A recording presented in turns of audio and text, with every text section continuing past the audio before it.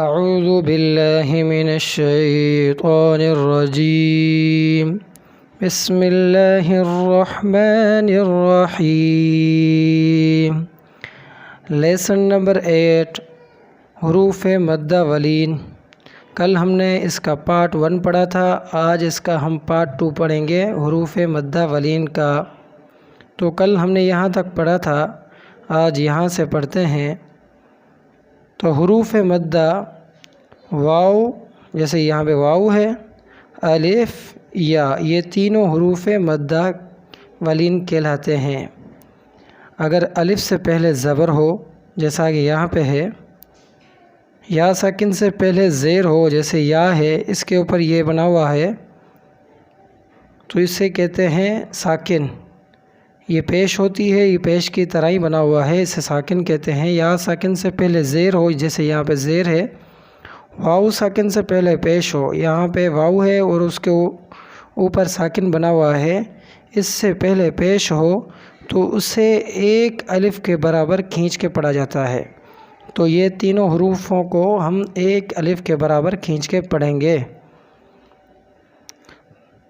تو آ سے پہلے زبر ہے، الف ہے، یہاں پہ زبر ہے، تو الف زبر تو، تو واو پیش تو، یہ ساکن اس لیے ہوتا ہے کہ پچھلا حروف اس سے ملایا جائے۔ تو واو پیش تو، تو یا زیر تی، تو اسے کہتے ہیں رواں، اب پڑھ رہے ہیں جو اسے کہتے ہیں رواں۔ تو تی، ظا الف زبر ظا، ظا واو پیش ظو، ظا یا زیر ظی، ظا ظو ظی۔ فا الف زبر فا، فا واو پیش فو، فا یا زیر فی، فا فو فی۔ ہا الف زبر ہا، ہا واو پیش ہو، ہا یا زیر ہی، ہا ہو ہی۔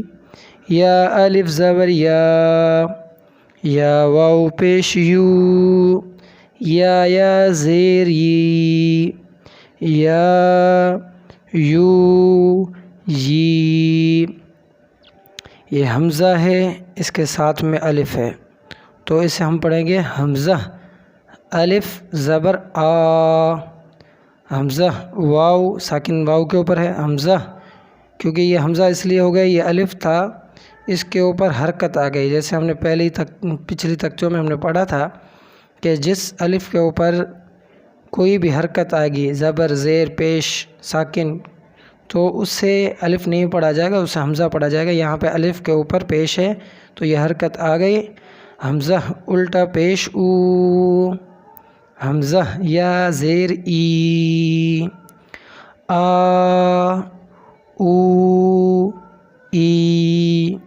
جیم الف زبر جا، جیم واو پیش جو، جیم یا زیر جی، جا جو جی۔ دال الف زبر دا، دال واو پیش دو، دال یا زیر دی، دا دو دی۔ ذال الف زبر دا، ذال واو پیش ذو، ذال یا زیر ذی، ذا ذو ذی۔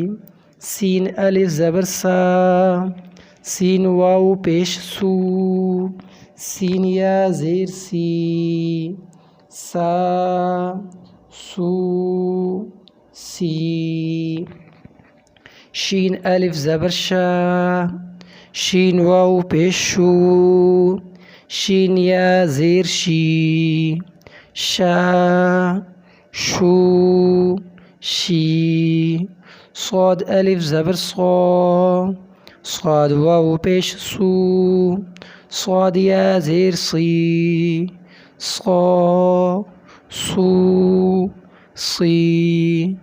ضاد الف زبر ضا، ضاد واو پیش ضو، ضاد یا زیر ضی، ضا ضو ضی. عین الف زبر عا، عین واو پیش عو، عین یا زیر عی، عا عو عی. آج ہمارا یہاں تک پارٹ 2 ختم ہوتا ہے.